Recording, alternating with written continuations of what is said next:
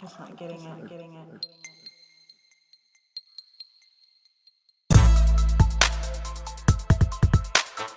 Yeah, so that was. You saying that reminds me of. That's when you know you're a grown ass man too. Right? That reminds me of a question I asked some of my clients. When I asked them, he said, "You know what's the only thing worse than dying in this life?" And they'll say, "What?" And I said, "Having to ask your kids for money."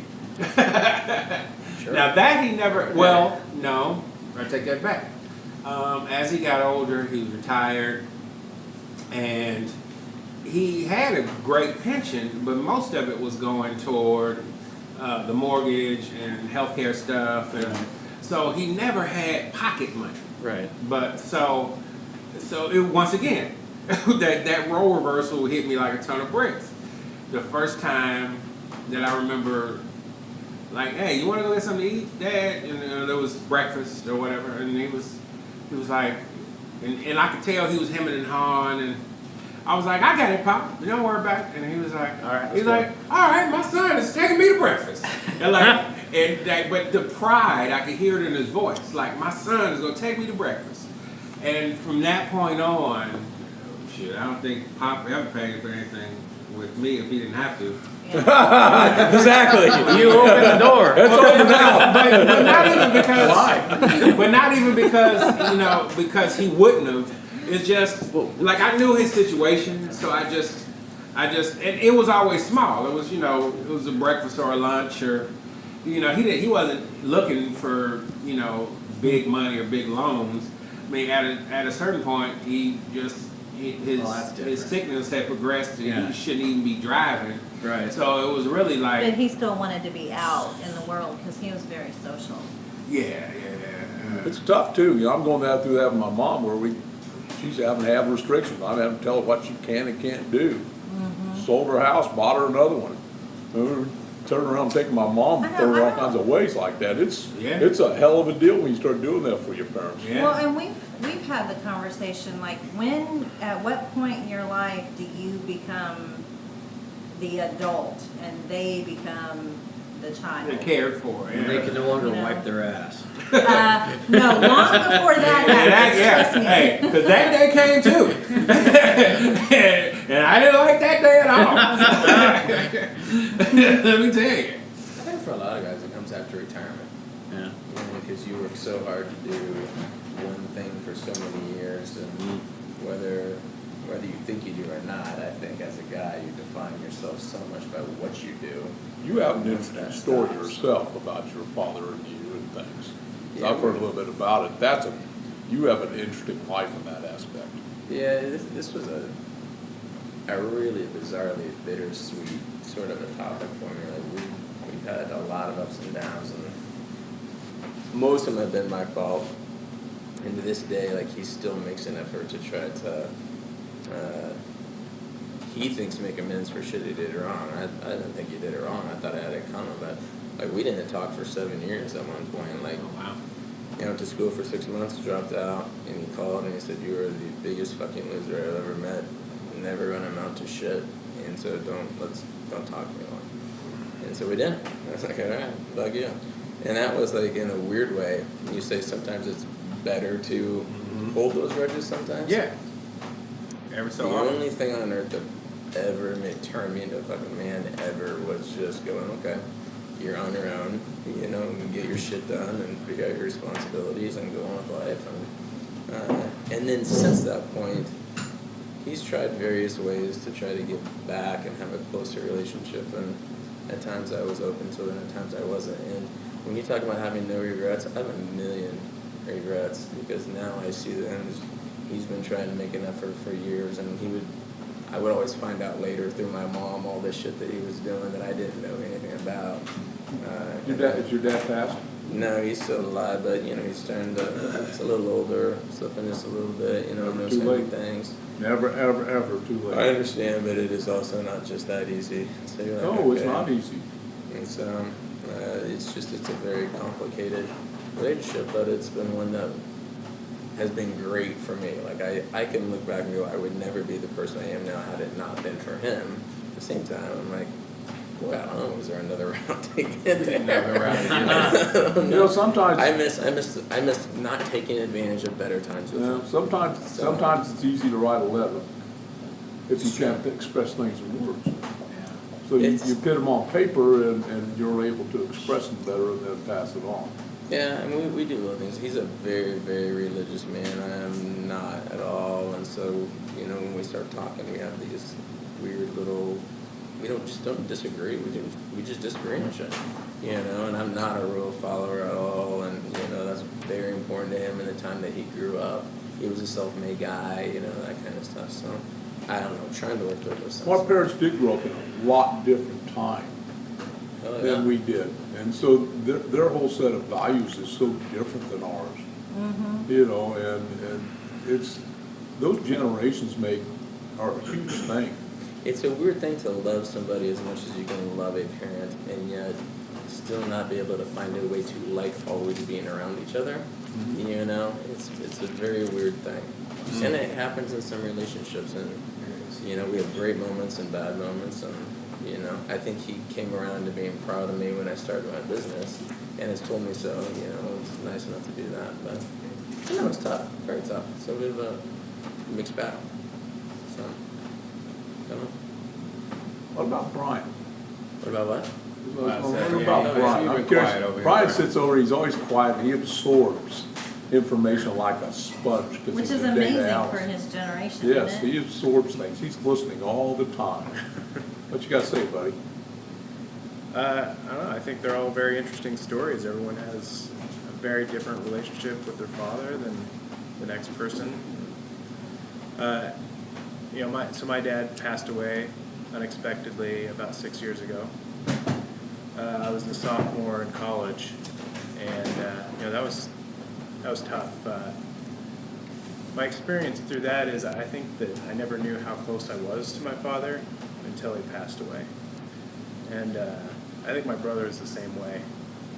So it's, you know, when days come like yesterday, Father's Day, it's a little bit tough. A little tug at the heart, right? Yeah, and especially now with social media, everyone's talking about, hey, this is my dad, and everyone's talking about their memories, and some days you can talk about them, some days you can't. It just I was becomes surprised a I got through yesterday without a bucket of tears at all. I was surprised at myself. So I definitely get it.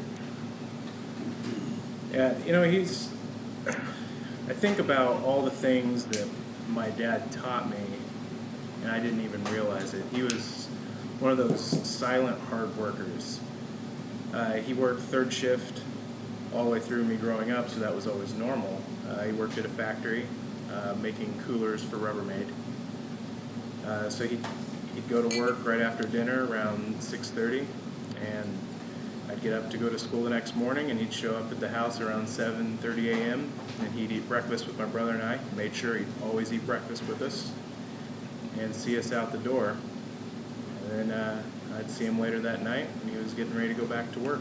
He'd do 12-hour shifts for as long as I can remember. So he basically would send you off every day with a note or some advice.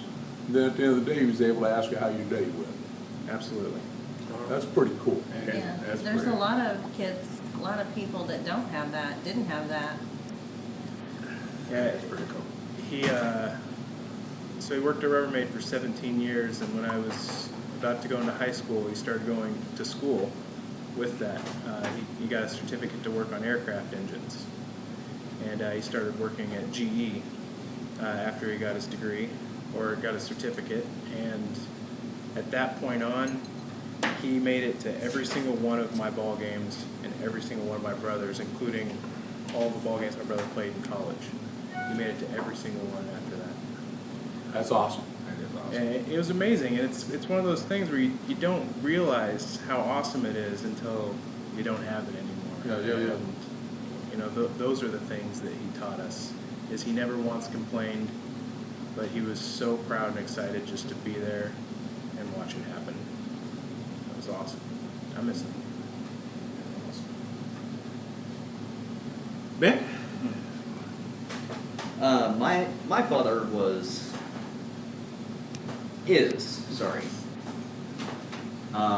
whenever I said was, I'm thinking of young me Yeah. and my relationship Right. with him.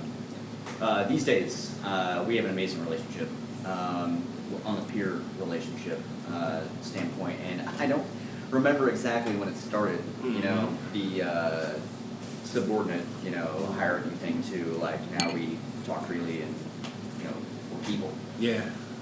But growing up, he was a prosecutor, and that was an interesting dynamic, being the son of a prosecutor, and he was a prosecutor for 25 years. So that's a long time to be a prosecutor. Most prosecutors do not do that. What county was it? Yeah, Livingston County.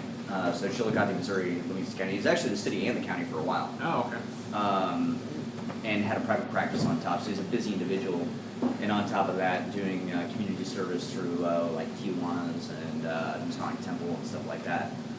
But growing up, we had this house with a huge backyard, with a huge driveway, with a garage that had a basketball goal and everything. We were just talking about this yesterday, and how much fun we had.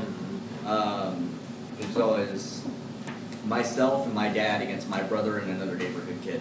And the rule was if my dad and I won, I had to score the last basket. I was the youngest, so I mean obviously the father's always the best, but so he couldn't score the winning goal, I had to. Oh, Yeah. okay. That's awesome. That's actually really cool. That is very cool. That's very cool. But he was at the time a man that was very wonderful for the most part, but stern almost all the time as well. I mean, his job is putting people in jail. He's a very serious individual. So psychologically, it is very heavy. Just his style of parenting was you're just afraid of the guy. Just Christ. Wait, But I don't tell remember, Dad. I remember so it was like this whole dynamic that I was afraid of him and rebellious at the same time. I was very rebellious as a teenager and all that. Went out and did a lot of like vandalism and stuff like that. He'd give me advice on how to handle my affairs with school and my job and stuff like that, and I would just blow him off and be like, fuck that, I'm not keeping a book of appointments or anything like that. I'm not going to organize my time. He's always telling me to like organize my time, budget my money, all this stuff. I was like, nope. Yeah, not doing any of that. Yeah. Because in my weird, stupid teenage mind, I didn't have respect for him. And then one day I had an assignment for like a speech class, and for that assignment decided I wanted to interview him in his perspective with his job and all that kind of thing. And he just started talking about it openly to me for the first time in our entire existence. Mm-hmm. And it all dawned on me like, wow, you're a completely honest and honorable person. And also talking to like the general public about prosecutors and stuff like that, I realized that a lot of prosecutors are terrible. They're not good people, and they're just self-serving bastards. And whenever I compare my dad, I'm just like, that's amazing, And that's when I started like, maybe I should listen to this guy. And then I started, actually opening up to him and listening to him and creating this relationship. And then eventually, whenever, because he was obviously very disappointed when I failed out of college, decided I didn't want to go to college. And I didn't want to stick around home, so I joined the military, so he gained some respect for that. And then whenever I finally got into Kansas City and started paving my way through the restaurant business, I think it kind of dawned on him that I was doing something unique and interesting.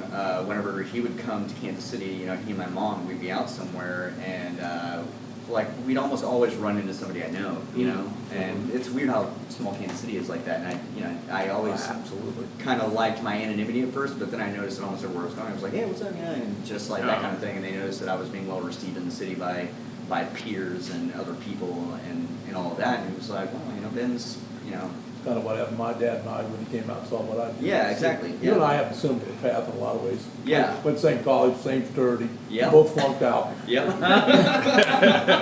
You went to military, I went to oil field. Not a lot of Yep. difference there either. That's right. Yeah. And Ben and I have a now lot I of want to, parallels. get into business and that kind of thing. Absolutely. And back to what you all were talking about, where you get to the point where there's that role reversal, where like I actually like my parents are very well off, and every time we go out, they always, my dad always pays, you know, Right. like it's no question. Even my brother's an attorney; he doesn't even let my brother pay, you know. Oh, okay. I mean, we do things like bring him, you know, cigars or booze, or you know, like we brought him the food to cook for Father's Day, but that's Father's Day. You know?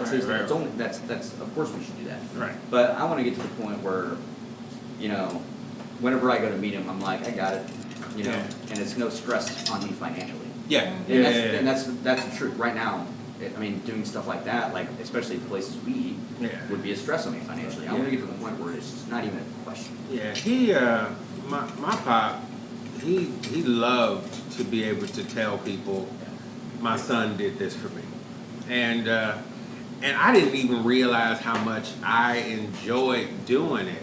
Yeah. But you know, like you say, it was his tastes were simple because, you know, till almost the day he died, he was like, "Look, I'm just a country boy. I like simple stuff." And you know, he's originally from Mississippi, and so, you know, he liked simple food and simple places. I mean, he liked, you know, finer things, but they weren't important to him like that. So when we ate, you know, like when we went out to eat, you know, a lot of the time it would just be the two of us. Like when my mom wanted to go someplace to eat, she wanted to go someplace really nice. But my dad, he just wanted to go hang out with his son. And like, and I just, after a while, I just realized how cool that was. Yeah. Did you guys fish? You know what? Actually, we never did fish. Now, the funny thing was, Pop. He grew up in Mississippi. He fished. Pop. No, yeah, I was finna say, Pop definitely knew how to fish. Me, I am an extreme city boy. I had no real, and I wish that I had gained an interest in fishing and camping and some of those things that he did like to do. Well, he did when he was a younger man. I think, I think probably when he married my mom, he probably punched outside his weight class a little bit and got lucky. And so he was going to do everything he could to maintain the lifestyle that she was accustomed to, because, you know, my grandparents, they didn't have a lot of money, but, you know, my grandfather, he ran his own cement finishing business, Bacon and Sons, and so I remember 81, my grandparents and my aunt Ruby took their life savings and they bought a 3-story apartment building in Chicago. Took every dime they had, you know, fixed it up. Actually, my grandfather and my uncles ripped up all the concrete around the whole building, including the sidewalk, repaved it themselves. Yeah, like he was an extremely hard-working guy, and you know, and I know that I get my work ethic from my grandfather. You know, like I'm willing to work as hard as I need to work to get whatever the job is done. And I know that, like, how to take care of myself as a man, how to groom properly, and blah blah blah. That's all my pop. You know, and little bits of my grandfather, because I used to love to watch my grandfather get dressed for church, because he'd lay his suit out, and he'd take one of his fedoras or whatever, and he'd take the hat brush and brush it out, and he'd shine his shoes, and so like all that kind of little stuff kind of stuck with me. But on a day to day, like somebody who will remain nameless on this panel went with me and the anonymous female to get their first manicure. And my father, who was a very tough dude, was religious about getting a manicure. Like, he would often mess his own cuticles up because he was trying to do crap at home that he knew he had no skills to do. But yeah, like, he was religious about getting a manicure. He was religious about, you know, having his clothes a certain way, and, you know, whatever his jewelry or whatever accessories he had a certain way. And I picked up all those habits. I picked them all up. So, like, when I look back at my father and my grandfather, for that matter, you know, I'm really, really happy and proud of the men that they were and kind of the man they have helped me to become. You know, John, you've been sitting here. Yeah. You've been sitting here. You want to chime in? Oh yeah, definitely. I'd say my relationship with my dad is based out of how incredibly similar we are. And how old are you? I'm 32. My dad's, let's see, 58. Turned 59 this year. So I could be your dad. yeah, sure. You're older But, than my dad. Yeah, like I don't know. We're really like the same person. And I think that's like where like our, I don't know, like my conflicts growing up with my dad was pretty much all based on the fact that we're the same guy. Because we're just both really stubborn. Yeah. I mean, he's a hardworking guy, and I'm a middle child. And if you've known me for more than 2 hours, then you probably know that I have middle child syndrome. Like, none other. I always wanted to do my own thing. I didn't want to listen to anybody, especially my dad. And it just, I probably took years off of his life, like, literally knowing that, you know, because I stressed him out so much. I mean, he's thrown a couch through my closet before just because I didn't want to go to work when I was like, I don't know, 15 or something like that. But I don't know, I think it's like, you always hear that, you know, you don't know what you have till it's gone kind of thing. Well, I think it kind of works both ways too. I mean, you don't really know what you have until you're gone, because I was just gone for the last 5 years. I just got back in March. So it's like... From military? Yeah, I was in the Navy for 5 years. And honestly, that was the first time I ever took advice from him, really. I mean, he said, hey, you know what, you should look into joining the Navy. I went to the recruiting office the next day. A week later, I was signed on a contract, and 13 days later, I went to boot camp.